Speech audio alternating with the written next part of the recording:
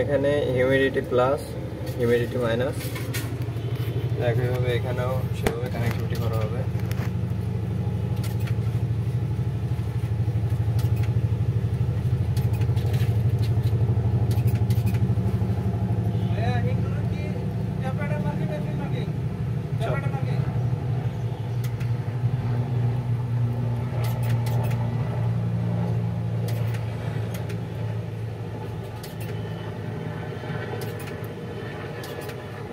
Humidity plus, humidity minus.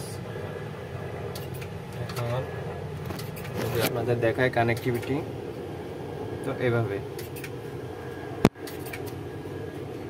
এটা water sensor, এটা temperature এবং হিউমিডিটি সেন্সর।